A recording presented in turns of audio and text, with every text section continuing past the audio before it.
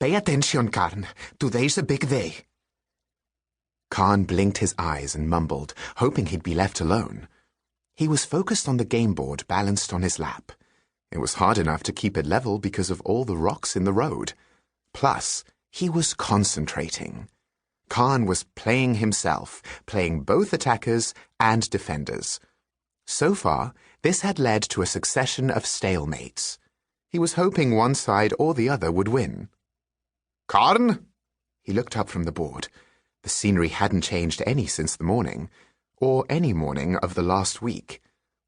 Unending forest on the right, the cold waters of Serpent's Gulf on the left, carts, one of which he rode in, barrels of cheese and milk and grain, the smelly back ends of the oxen before him, Fafnir glaring at him expectantly from the bench opposite.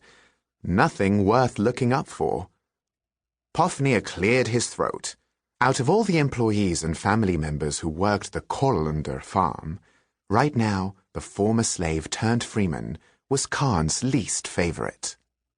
"What?" said Karn. "Your father expects you to know this, so you will know it," Fafnir replied. "Now pay attention. 6 Arctic fox pelts equals how many ounces of silver?" "I don't know," Karn said. 3? 3? Fafnir glared. "That's a bit generous. You could get 18 fox pelts for 3 ounces. Karn shrugged and risked another glance at the board. He moved one of his shield maidens into position beside an attacker, then switched his thinking and immediately started looking for a countermove. "Karn!" chided Fafnir. 2, then, Karn replied without looking up. 2?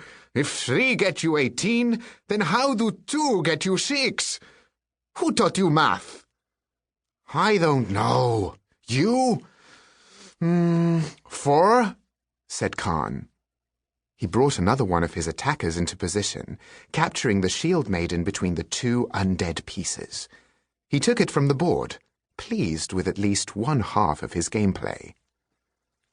"You'd better listen to him, nephew," said Karn's uncle Ori, looking up from the book he'd been reading. "Your father expects you to know this. We'll be in Bensa tomorrow, and he wants your help with the trading." At the mention of his father, Karn looked toward the head of their procession. Korlander rode on his horse at the front, his broad back ramrod straight in the saddle, just as he'd been all week. His blonde hair was braided into a long ponytail. His great sword, Whitestorm, hung at his side. He looked like he should be out slaying dragons and fighting trolls, not worrying about fox pelts and cheese. "My father has 100 people to do this stuff for him," Karn said. "Can't one of them handle it?" "It isn't proper," said Ori. "Bartering needs to be conducted by a family member. You'll be expected to do it for yourself when you're the howled of the farm." Karn didn't like to think about that.